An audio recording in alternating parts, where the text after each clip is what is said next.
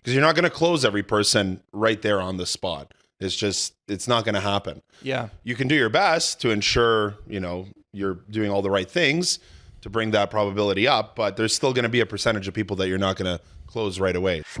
Welcome to Jobbers Masters of Home Service, a podcast for home service pros by home service pros. We're in Las Vegas, and today we're talking about staying ahead with the latest AI tools and trends for your business. I'm your host, Adam Sylvester. Today's guest is Christian Protich. Christian, welcome to the show. Hello, welcome. Thank you for having me. Yeah, I'm glad you're here. So tell our audience who you are and what you do. Yeah, so my name is Christian. I own 365 Heating, Cooling, and Plumbing out of Kitchener, Ontario, Canada. We specialize in residential and commercial heating, air conditioning, and plumbing. Cool. Yeah. Well, glad you're here. Thank you.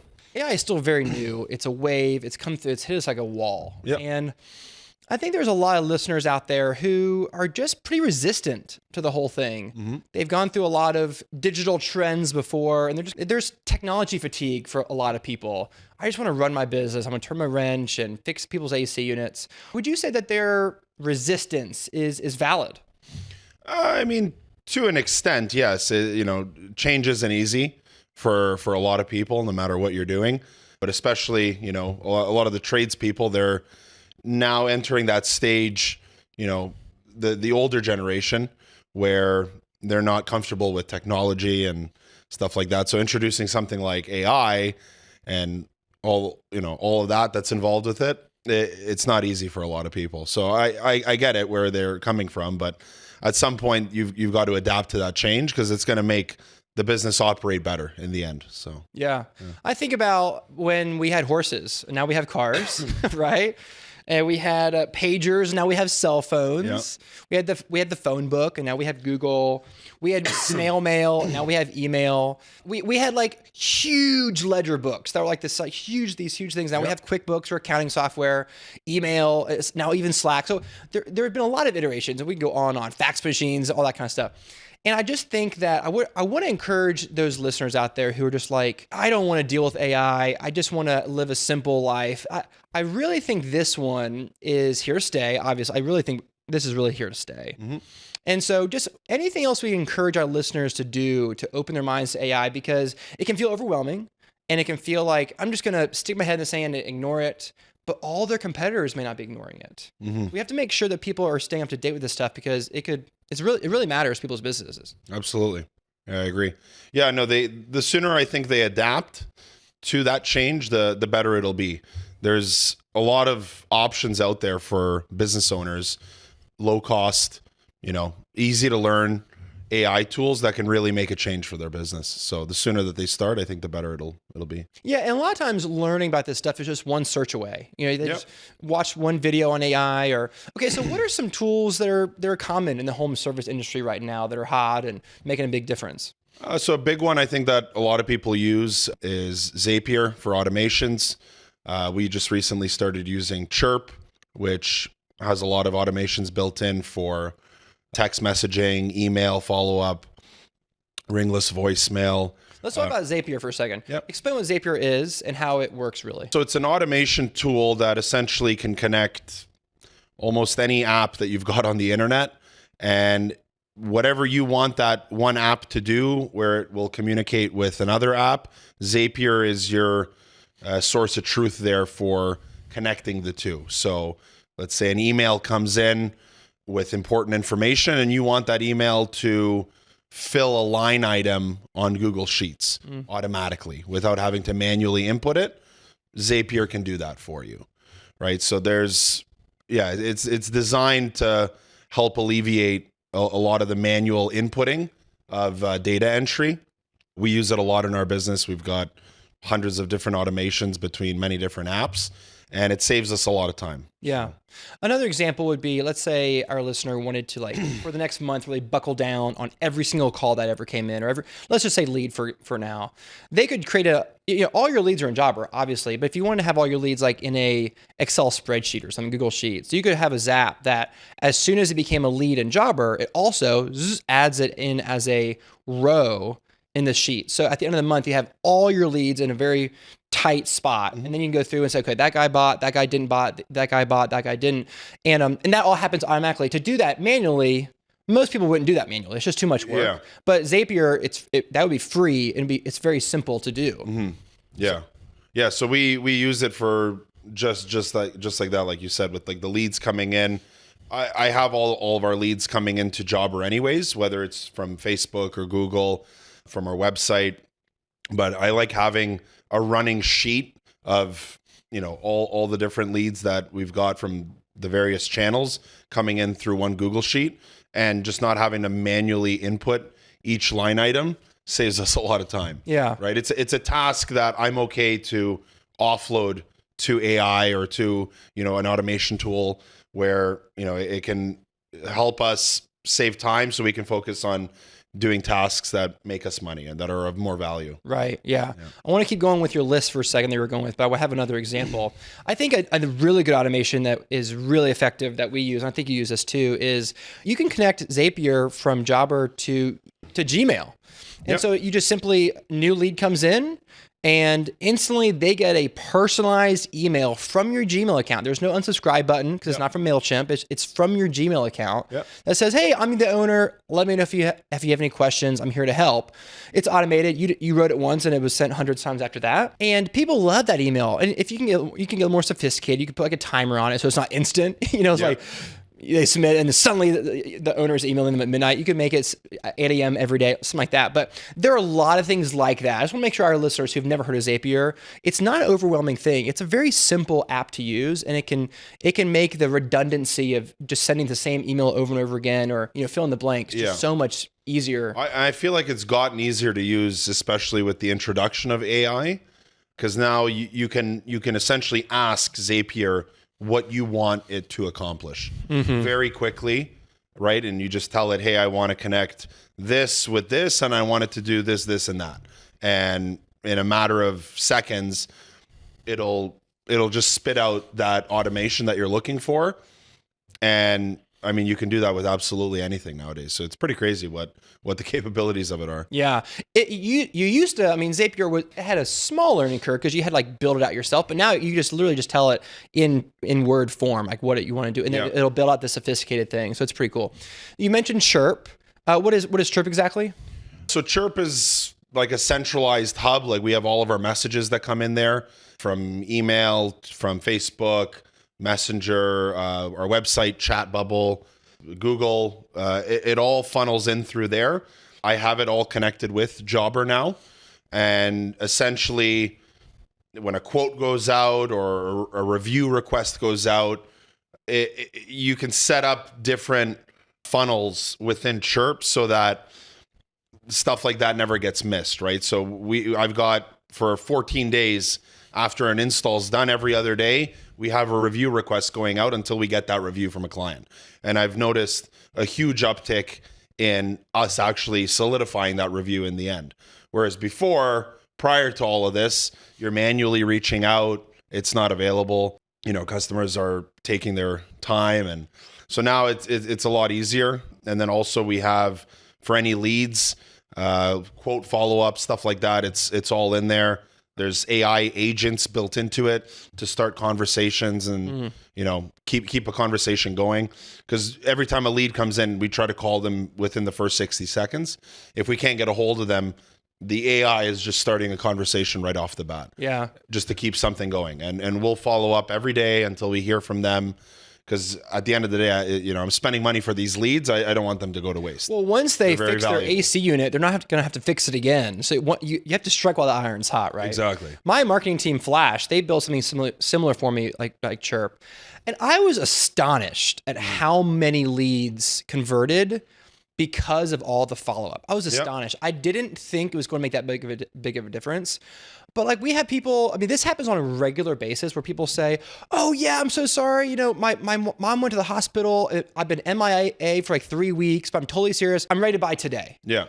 And otherwise I would have completely written them off and said, no one buys 3 weeks later. But a lot of people buy 3 weeks later. And if you don't follow up with them, then you're not going to get them. And it's just impossible to scale. If you're trying to do more than 5 leads a day, you can't call those people. You can't text them all. You can't email them all. It's impossible. I've learned in my time as a business owner that a lot of the money is in the follow-up. Yes. And a lot of people let that just fall through the cracks. And you can't, because you're not going to close every person right there on the spot. It's not going to happen. Yeah. You can do your best to ensure, you're doing all the right things to bring that probability up, but there's still going to be a percentage of people that you're not going to close right away. So having a very rigorous follow-up process is key. One nuance about the automated follow-ups I like a lot is, let's pretend someone goes to our website at 11 o'clock at night. They're night owls, and they do all their stuff at 11. Pretty much, for the most people, if all their manual follow-up is going to be during business hours, had the receptionist call the leads from yesterday. But if you have all these automations set to go out 24 hours later, a day later, you're hitting them up at the same time of day that they hit you up initially. Mm-hmm. I think there's power in that, but you're not going to ask someone that works for you to stay up all night. That's crazy. Yeah. But the automation just goes out at 11 o'clock. Hey, I think that nuance matters because we're meeting people where they are and how their life works, and not just trying to keep them within the 9 to 5 that we work in. Yeah, I agree. What other automations are you seeing on the horizon that are like making a difference in home service today? I mean, there's lots. We do a thing where when we get a Google review, I'll have an automation where it'll post a photo of that Google review on our different channels. So stuff like that. You can do a lot with the automations to help fill your social media with posts and blog posts and images and pictures. Whereas before it's like you'd have to manually sit there and maybe spend, a couple hours creating all of the content, and then you put it on MailChimp or something like that, and you have it just scheduled to go out. So you can now do that, but with AI and with automations. So you just kind of set it up once, and then you set it and forget it. So that's a big thing I think that a lot of people should start doing more of, because I follow a lot of different accounts on like Instagram and Facebook, and there's so many accounts that just aren't putting out any content.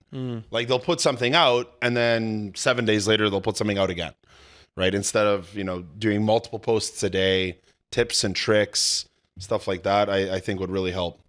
Yeah. I definitely think AI helps you write content, for sure. Create content 100%. Post it automatically. I'm thinking about from a different angle, like with responding to email to clients. Like you don't have to use ChatGPT anymore. You don't even have to leave your inbox. Like Gmail, I'm sure Outlook has it too, where it'll help you write the whole email. So it'll understand how the conversation's been going, and then when you sit down and type it, it might prompt you to send this whole paragraph. Yeah. And you can just hit tab and it autofills, and then you might change a word or two, and then it's good. Yeah. And that just saved you 2-3 minutes times how many emails you send. I just love all the predictive AI features that are built in a lot of the software that I use. Yeah. That just saves me a little bit of time on each little thing I'm typing. Yeah, like we use Google Workspace, Gmail, and I've got that Gemini thing set up. Yeah. And like I get hundreds of emails every single day. So if I can save collectively an hour in that day and focus my time on something else, I mean, that's a win. Yeah. Christian, I want to pause for a moment to talk about Jobber. You've used the Jobber Copilot quite a bit. Yep. Explain that and tell us what you like about it.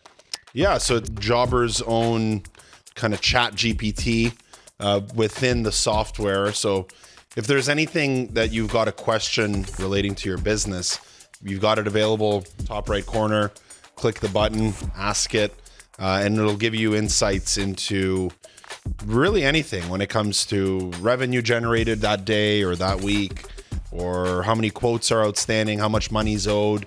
So I'm a big fan of the Copilot that Jobber's introduced. Yeah, me too. Instead of having to like use the reporting, which can take a little bit extra time, you can just ask it real quick, how many invoices did we get paid this month? And that kind of thing. I also like it. I consider myself a pretty good Jobber power user. I pretty much know everything about the software, but every now and then I found myself being like, where is that feature? I know it's here. I just can't find it. Yeah. And I asked Copilot and told me exactly where it was. I was very impressed. Yes. So. Yeah.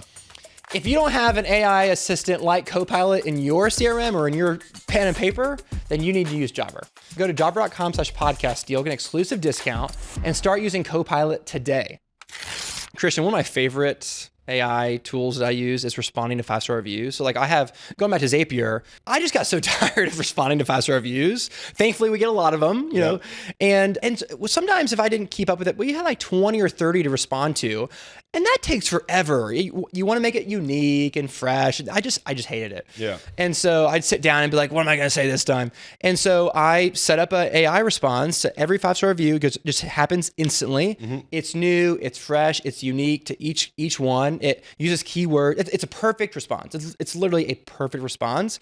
And I took that off my plate forever. I'm never going to do it again. And you know what I also don't think about is that I never think about that anymore. It's out of my mind and I'm on to something else. It's just, there's so many things like that people can implement, just save time, and not just time, like headache, frustration, anguish. Yeah. Right? Like writer's block. It's the worst. There's this thing with Google where within the algorithm, it knows how long it takes a business to respond to a review, good or bad.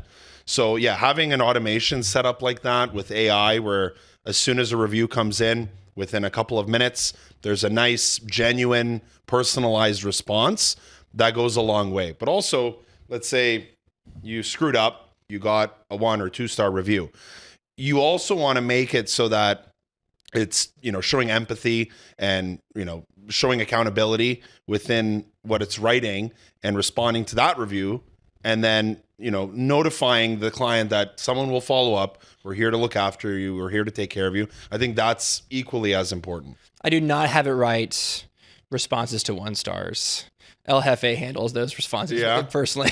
So, okay, what are some trends? Because I know you're really thinking about this kind of stuff. What are some trends that you're seeing over the next 1 or 2 years that are probably going to play out in the home service space with AI? Anything that comes to mind there? One big thing that I've been seeing a lot lately is AI assistants. So now what they have, there's a website, there's an app called Sintra, SINTRA .ai, and they've got essentially AI employees that you can train and develop to run your business for you. I've seen it. Yeah, it's pretty wild. They have collectively, I think there's 12 different employees, anything from accounting to marketing to sales, web development, a bunch of different things. And collectively, I think you can pay $97 a month and you get access to all of them. And yeah, you just teach it what you want it to do in your business. Yeah, so it's pretty crazy. I think there's going to be a big uproar in that over the next couple of years as the AI, you know, really starts to learn more and grow from there. So it's going to be pretty interesting to see. Yeah, I think that's pretty cool. I think one trend that I see is like voice AI. Yeah. So whether that's another big one. Yeah, it's huge. And so whether that's jobbers like AI receptionist or just like even Google listens to phone calls for tonality, body language, posture, smiles, positivity, that kind of stuff. Yeah. And so the whole voice recognition AI is going to grow tremendously, I think, because I can see a day where eventually you don't have to listen to every single phone call of your CSR. You just look at a graph or a spreadsheet and it tells you all the results of every single phone call. This one is green. This one is red. Go listen to this one. Yeah. Bad tonality, bad mood, short with a client, cursed, those kinds of things. Yeah. That's coming. Yeah. Well, I've seen that already in some applications where you have like the sentiment of the call, if it was, a good call or a bad call. And then, like if you're a call center manager, you don't have to now listen through every single call. You can just see at a glance on your dashboard, hey, these calls in green are fine. Let me analyze the calls that are in red. Let me see what the issue is, what happened, where we went wrong. So yeah, there's a lot of cool stuff happening in the AI space, and I'm excited to see what else they come out with. With the voice, some of the ramifications of that can be, a lot of our listeners have 1 or 2 CSRs, and let's be real, they don't really know how to grade them. Yeah. They just basically look at booking rate and how much money are we making. Well, they must be okay. But with this kind of technology, it could assign a rating system, and your CSR might be doing an amazing job. The AI says they're doing an amazing job. And now because, hey, like every call is green, every call you get like a 95% or higher score. Yep. And you actually reward them for being great instead of just like kind of like, hey, I think you're doing pretty good. You actually have like concrete examples.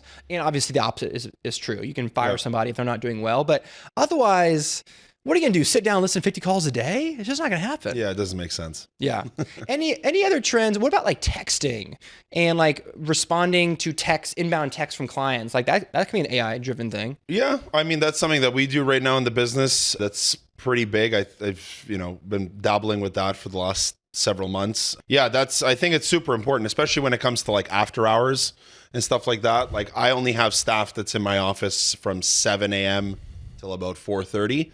After that, and on weekends, it's really up to me or whatever AI tool I've managed to implement into that process as well. So that's a big one for us because we get a lot of phone calls, texts, emails, Google messages, Facebook messages, website inquiries, all after 5 p.m. and on weekends. So having something in place that can respond right away, I think that's super important because you don't want to be that company where, you get an inquiry and then that client doesn't hear from you for a day or two, especially when you're like in my sense, like I'm in the emergency, repair space. So for us, it's very important when someone's calling with an issue that we're able to resolve it right away. Yeah. Right. Or at least attend to it right away. That's definitely a big thing too. I also think that what you said there, I'm going to elaborate because I think what you just described is the big long bridge between where we are now and like the long-term future is using these tools, not to replace our people, but to use them when our people aren't around. Yep. At night, weekends, lunch break. Because right now they're not as good as people and they probably never will be. But for now, they're definitely not. And so let's use them when they're better than nothing, essentially. And I think that's the bridge that we're on. And I like that bridge. I like being able to answer the phone at nighttime with an AI assistant. And we answer the phone. Google knows we answer the phone, especially if it was a paid lead. That's a big deal. If it's a paid lead, we want to answer the phone. If it goes to voicemail, that's not good. And so there's all kinds of like ramifications of having AI answer the phone or respond to a text or even respond to an email that was never available before. So. Yeah. Well, think like if you've got somebody working after hours, you have to pay them for every hour that they're available or some sort of for one call for some sort of set fee or something like that. That can really add up because I've done that before. Good point. And I've seen it where you're spending hundreds and hundreds and hundreds of dollars each week for some of these calls that come in. And realistically, they can just get handled with a few text responses or now having an AI assistant or some sort of AI receptionist. And you just book it and you put it on the board. And then it just gets dealt with the next day. Yeah. Right? Versus, spending hundreds of dollars to have somebody work from home, just answer that phone call, open their laptop and put it on their schedule and job or whatever CRM. So I'm definitely, I'm big on that from a cost saving standpoint. AI is, it's the future for sure. Yeah. I think that we've been talking about AI from a lead generation funnel perspective, marketing, response time, speed to lead. But I also think that there's a lot of room for growth and potential with AI for like just giving a better overall experience to the client. A customer experience can be improved. Obviously, speed to lead is included in that, especially if somebody's in a hurry. Yeah. But I also think there's along the way, there's, let's say once they book the call and they're more of a customer than they are a lead, I think there's ways that we can use AI to improve that experience. Does anything come to mind for that? Yeah, I mean, the entire customer journey can be drawn out with some sort of AI functionality. You've got to look at where your pain points are, right? Like before I introduced all this AI and everything, it's like a lot of it was done manually. And, especially when you're presenting yourself as a premium company like I am, customers expect premium service, right? And that all starts from that initial phone call or email or whatever. And they want to know that they're looked after in the pipeline and, they're being taken care of. So AI and like all these automations can really help with all that when it comes to, following up and, ensuring that things aren't, falling through the cracks and all that. So, yeah.